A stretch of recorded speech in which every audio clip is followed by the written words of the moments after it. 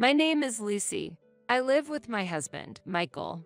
We first met back in our student days. We started dating soon after and continued our relationship through the transition from students to working adults. Then, Michael proposed, and that led us to marriage. Since we had a loving relationship and lived together, other than the fact of being officially married, not much changed after the wedding, and we have been living peacefully as a couple without any conflicts. We were seen by our in-laws as a harmonious and peaceful pair. However, our gentle nature may have seemed too soft to those two. Those two refers to my sister-in-law, Emily, and her husband, Richard. They had married 2 years before us. Having been with Michael for a long time, I was well aware of his sister's marriage, too. However, it seemed that Emily's wedding wasn't entirely smooth. She seemed to be the type who cared about appearances, declaring, "I will only invite women who look less attractive than me to my wedding," leaving her parents-in-law bewildered. I wonder what her friends, who were invited to the wedding, would think if they heard that. She must not have considered that at all to be able to say such things. I was told she uttered those words in front of the friends she invited, and the room was instantly enveloped in silence. One woman said, "Isn't that too much?" But she retorted, "Stop being jealous of me. You should be grateful I invited you all, who are almost in your 30s. Whether Richard's friends see you all as potential partners is another matter," and that made the atmosphere even colder. Despite being such a rude person, I couldn't understand why Richard doesn't divorce her. But the answer was quite simple. Richard, just like Emily, is someone who makes impolite comments. Far from admonishing Emily for mocking their wedding guests, Richard added insult to injury by saying, "Emily, it's cruel to confront them with the truth. Even ugly people have feelings." As a result, more of their own friends kept their distance from them. Even those who weren't invited to the wedding cut their ties with them after hearing stories from the attendees. While friends can sever connections, we, being relatives, find it hard to do so. This apartment is quite splendid.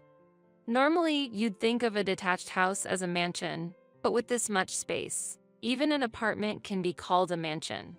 Emily suddenly visited our apartment and expressed her impression as she looked around.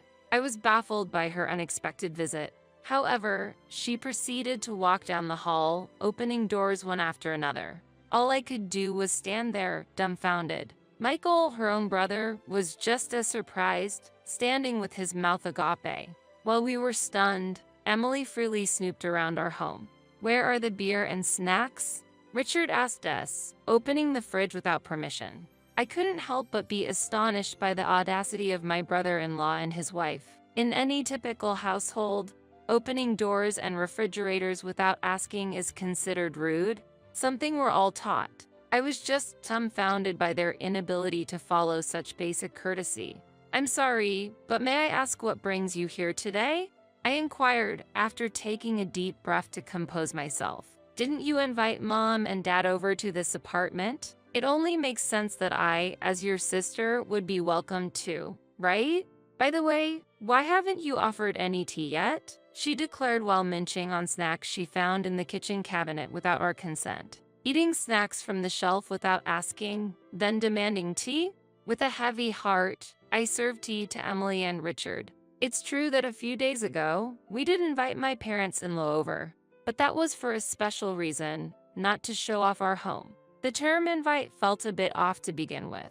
"I bet you served Mom and Dad some delicious sweets and fancy tea, huh? After all, you need to stay in Dad's good books, don't you?" she said, looking at us with an uncomfortable gaze, laced with sarcasm. Neither Michael nor I could think of any reason to ingratiate ourselves with my father-in-law. We've never used flattery just to attract his attention. We just couldn't grasp whatever Emily was trying to say. "What are you getting at, Emily? We're not trying to get Dad to like us or anything," Michael inquired. With a chuckle, Emily retorted, "You wouldn't be able to stay at the company if you don't lick his boots, right?" Michael and I exchanged glances, puzzled. True, my father-in-law runs a business, and Michael is one of his employees. But Michael works there earnestly, under his father, who doesn't play favorites. He's been through tough training and now holds a position managing a team. There's no need for sycophancy to keep his job. Of course, it's only proper to show due respect to his father, the CEO of the company. I'm the center of the family, and Michael came into the picture later, right? So Michael should be concerned about Dad's feelings and mine. If I get upset, I could just ask Dad to kick you out of the company, she asserted confidently. Michael and I could only exchange looks. We had absolutely no idea what she was aiming for. Richard smirked proudly as Emily declared that we'd lose our jobs if we didn't bow down to her. I probably wasn't the only one who felt uncomfortable under his gaze. After making remarks beyond our comprehension, they left. They left behind scattered snacks and spilled tea. Sighing, we began to clean up quickly. What was she trying to say?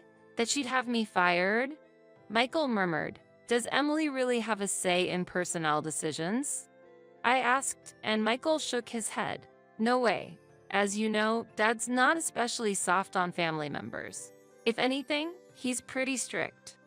Seeing Dad's strictness makes me think. Mom spoiled Emily too much when she was young, he said, right? Dad wouldn't give Emily special treatment, that's for sure, I agreed. My mother-in-law coddled young Emily to an extreme and now deeply regrets it, saying she wishes she could hide in a hole for how she raised her. I can't help but feel pity for my parents-in-law, for the disappointment they must feel towards their daughter's transformation into someone they didn't intend her to be. But why did Emily say she would fire you? Was there some kind of trouble? That's a real mystery. Michael and I could only shrug in confusion. No matter how much we ponder, Emily's true intentions were beyond us. Deciding not to dwell on it, I moved on to the next task at hand. That task was preparing to move. With this, most of the packing is done. Next is the big move, huh? After completing the paperwork and shipping the boxes, I took a flight to France. What was happening back in our home in the US was beyond my imagination. Upon landing in France and turning on my phone, I discovered over 10 voicemail messages from Emily. Surprised, I thought of my in-laws. Despite my reservations, I immediately contacted her. Emily, I just checked my phone. Is everything okay? I asked urgently. The reply I received was completely unexpected. Finally got through to you.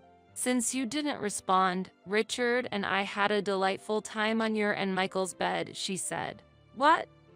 I couldn't comprehend what she was saying and just tilted my head in confusion.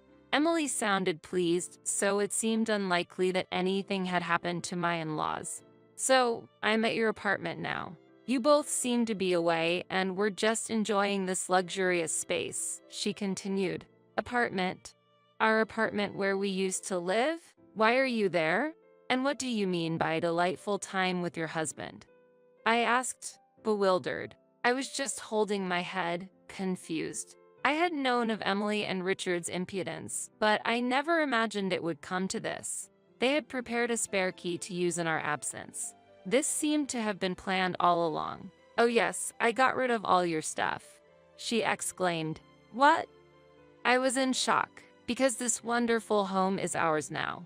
We'll set aside Michael's things until he comes to pick them up. I've disliked you since way back. This is my revenge, she declared. I see. You were critical even at your own wedding about others' appearances. I never thought you'd turn that criticism on me. Before evaluating others' faces, you should take a look at the darkness in your own heart, I said. Huh? She seemed perplexed. You said you disposed of my things, right? I asked to confirm. Yes, I threw them out. By the way, what was with your stuff? There were several albums, but not a single photo of you in them. They were all pictures with Michael at the center. And in all of them, he's not even looking at the camera. You really have no skill in taking photos. The albums were creepy, so I threw them out this morning, she bragged. Emily proudly detailed how she had thrown everything away. She boasted about discarding the clothes in the closet, the books and diaries on the bookshelves, and selling the computer and other electronics to someone she knew. I didn't get upset or raise my voice because those belongings weren't mine. So, how about it? Aren't you going to cry and ask me why I threw them away? If you cry, won't your face become even uglier? She taunted. Sorry to burst your bubble while you're enjoying throwing away someone else's stuff. But just so you know, Michael and I got divorced and I now live overseas, I informed her. What? That means the things you disposed of weren't mine. Wait a minute. You lived in this apartment with Michael, right? And Michael's clothes are still here. How can Michael's things be here and not yours? That's because I left the apartment when we got divorced. No way. You two always seemed so happy together. Emily's surprise was understandable. Nonetheless, Michael and I were indeed divorced. Actually, I split up with Michael because of your parents' request. What? Remember the photos in the album you said you threw away? The ones where Michael isn't looking at the camera? Yes, I remember. But those photos were taken by a woman who was obsessed with Michael. They're candid. That's why he wasn't looking at the camera. What? Michael and I had been troubled by that woman for a long time. We hoped she would give up on him once we were married. However, things were not that simple. She was convinced Michael was her destiny and interfered with our marriage multiple times. We managed not to invite her to the wedding, but her furious father turned out to be the head of a major corporation that my father-in-law, as a business owner, respected. Disregarding my daughter's feelings and proceeding with another woman? What's the meaning of this? If you don't marry my daughter, your business is over, he threatened without hesitation. When I mentioned this, Emily seemed lost for words and shock. After a moment, I called out, "Hello," and she snapped back, asking cautiously, "That woman, is she Rachel by any chance?" "Yes, that's right. You know Rachel, don't you? I heard she's your and Michael's childhood friend." "That Rachel? Is it really that Rachel?" It seemed Rachel had misunderstood their childhood friendship as something more and had harbored this misconception for years. Suddenly, Emily's cheerful tone changed drastically. "Don't tell me. After you got divorced and left this apartment, Rachel moved in to live here with Michael." "Exactly. So the photo albums, clothes, and diaries I got rid of they would all belong to Rachel, wouldn't they?" The moment she realized the situation, she inadvertently gasped. It seemed Rachel was someone Emily would rather avoid. Emily must have wanted to avoid unnecessary involvement with a woman whose father runs an even larger corporation than her own father. But now it's too late. "Hey, Lucy, can't we do something even now? If you come over quickly and explain you did it out of spite because she took Michael away. As I mentioned before, I'm overseas now, so I can't be there instantly." "Bro, she'll definitely scold me. She's the type to bring her parents into even the smallest conflict and press the issue to the end. And to think I did it with my husband on the bed that was meant for her and Michael. It's too late for regrets now, and honestly, it's best to just tell the truth. Don't you think?" "I can't do that." "Oh, I know. I'll clean up quickly and hide somewhere. I'm going to run away. If anyone asks, I'll just say Lucy caused it all." I told her that would be difficult. "Why would that be difficult?" "Because I accepted a substantial amount of money from Rachel to put some distance with her dream life with Michael, and I moved overseas to live a life I've always dreamed of. I've already told her that, but she was worried I might come back for Michael. So she gave me her contact information, insisting I call her as soon as I arrived overseas. I just sent her a photo of myself here and a screenshot from Messenger confirming you and Richard entered the apartment without permission. She just contacted me saying she's already at the apartment." Oh, wait, there's the intercom." With those words, the call ended. Presumably, Rachel, accompanied by her father's men, swiftly took care of Emily and Richard. While Emily and Rachel's standoff continued, I focused on settling into my new life here. "Sorry I'm late, Lucy," Michael said with a smile as he hurried over to me at the airport. Because she was unable to give up on Michael, Rachel watched us dissolve our relationship in front of her, and we decided to hastily escape abroad. It was convenient for us as my in-laws and their company were at a standstill, possibly considering liquidation. Emily had long believed she would take over the company, but now faced the reality of it shutting down without having work today. In the end, Rachel forced Emily and Richard into hard labor at a company her father owned, angry that they had tainted her home. Surprisingly, Rachel began to show affection towards Richard, and now Emily is left to work alone, struggling to pay off her debt to Rachel. We decided to enjoy our peaceful days in a new land, free from the troubles of Rachel and the burdensome siblings-in-law. My name is Suzanne. I'm 45 years old. My husband is the same age as me, and we live together with his mother. I have a feeling my mother-in-law will have something to say, so I better get dinner started. Time sure flew by. Before I knew it, it was past 5 p.m. I took a short break and headed to the kitchen on the first floor. It seemed my mother-in-law hadn't come home yet. I took a moment to relax and started to think about the dinner menu. I work from home as a fashion designer, so this house also serves as my workplace. The living and dining areas are on the first floor, and the second floor houses our bedroom and my workspace. I'm home. Today was exhausting. Upon seeing me, my mother-in-law let out an exaggerated sigh. What followed were her usual remarks. "Huh, you're just starting dinner?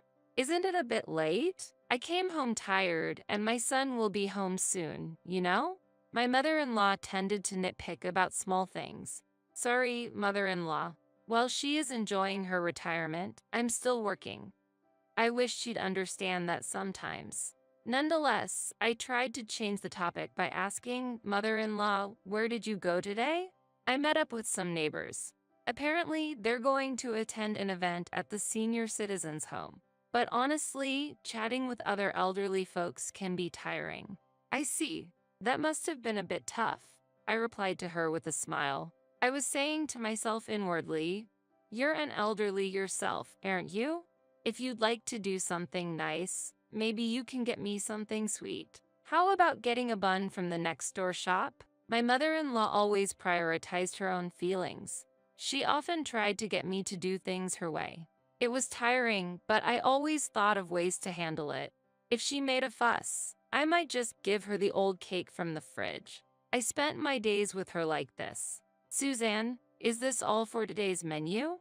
she asked with a slightly surprised look. Before her were pot roast with braised vegetables, home-style chicken noodle soup, and leftover fried chicken with pickles. Well, I was a bit busy today, so I made something quick. Even if you're busy with work, you shouldn't neglect your duties as a wife. Next to me, my husband said, "Yeah, but this looks good enough to me." He said that happily and began to eat my cooking. There was a subtle tension at the dinner table. When I was a newlywed, I was always on edge, but I lived each day to the fullest. I'd get up early, stay up late, cook, sew, arrange flowers. I cherished each of these hobbies.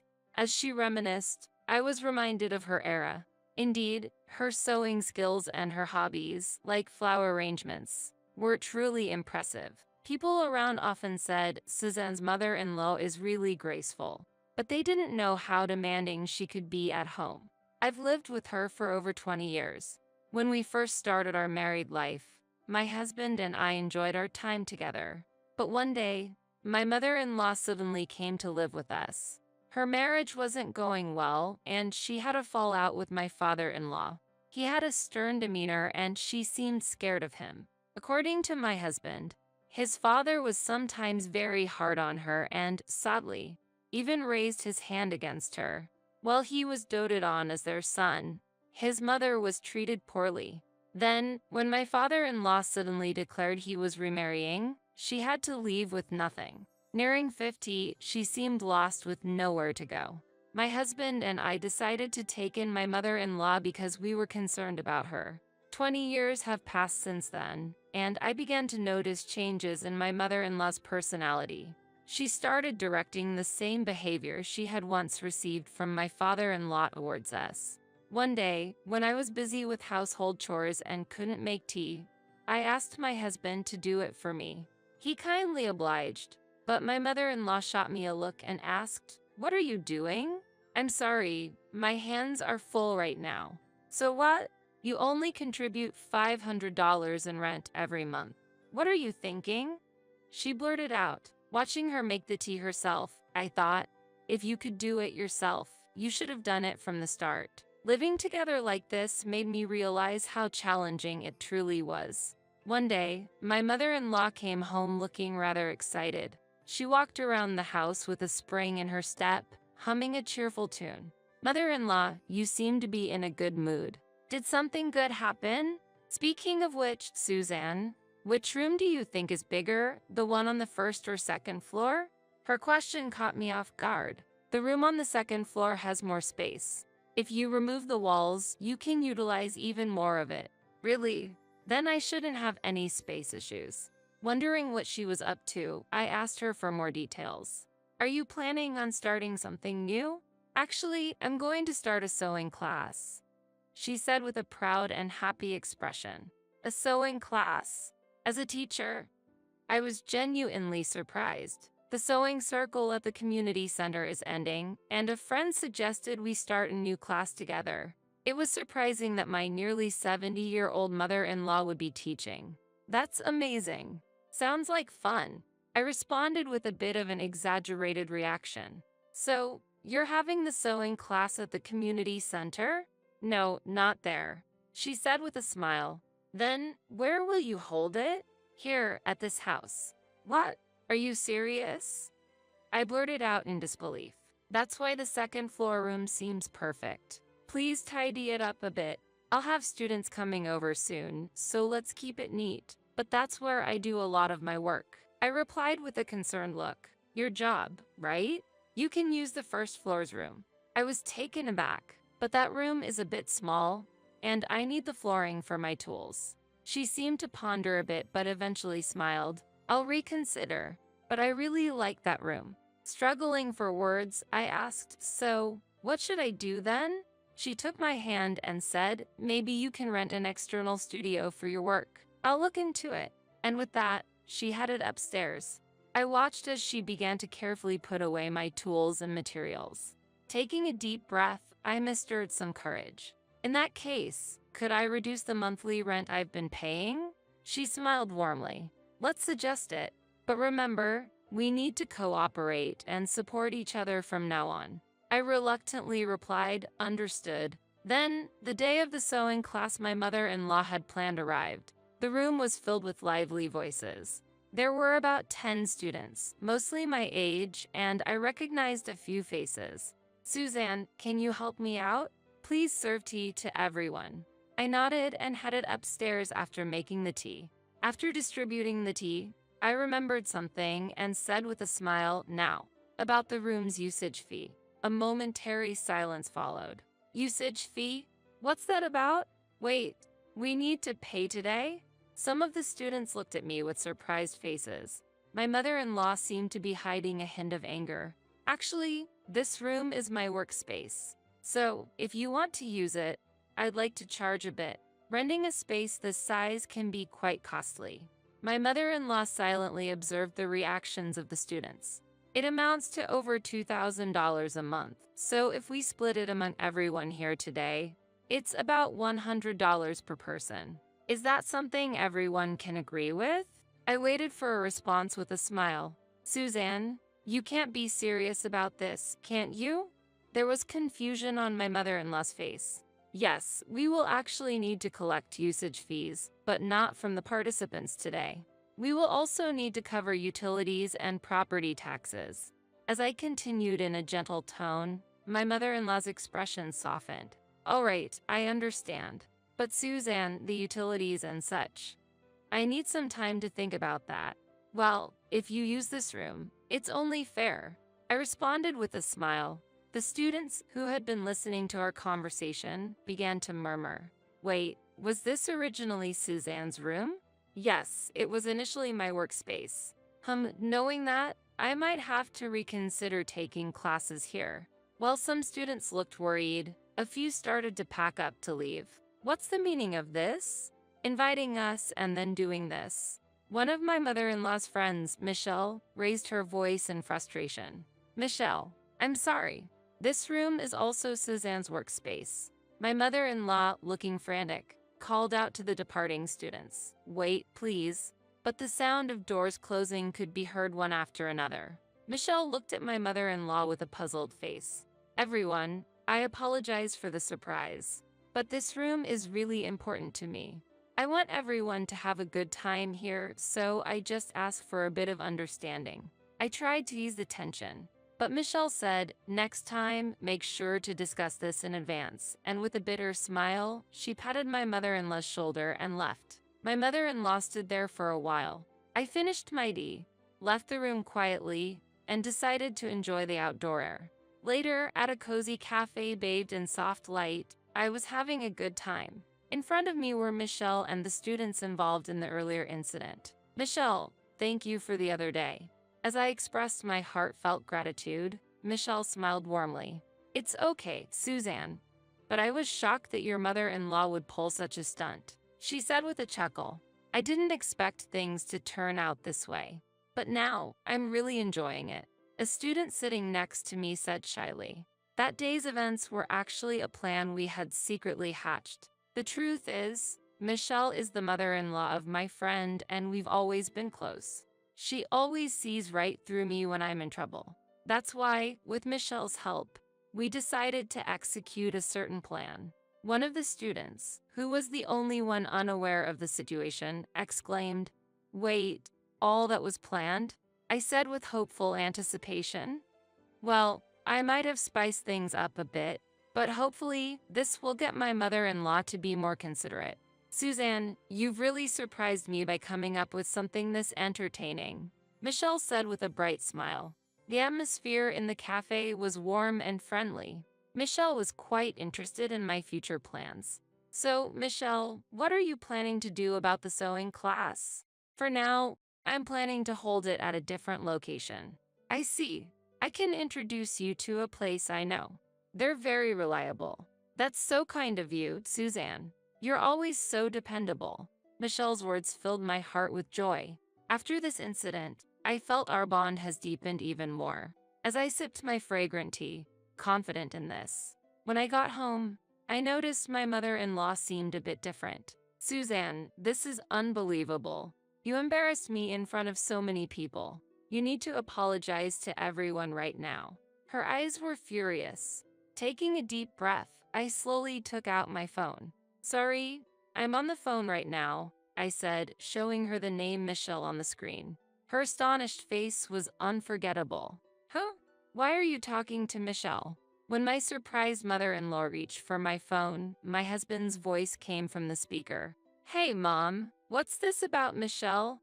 She was speechless, her eyes wide with shock. Yes, I had cheekily changed my husband's contact name to Michelle just for fun. Seeing her confused expression, I couldn't help but smile. Don't worry, it's just a little joke, I said, heading to the kitchen. After that day, my mother-in-law's attitude completely changed. She became gentler and seemed to be more cautious around me. During meals, she seemed wary, as if wondering what I might be up to next. My husband noticed the change, commenting, "Mom, you seem a bit off. Is everything okay?" I wonder why," she responded. "It might just be because she's getting older," my husband added, looking deep in thought. From then on, our home became more peaceful. I started to relax more in my daily life. Who would have thought that a simple prank could change the atmosphere at home so much? I cherish each day, enjoying each and every moment.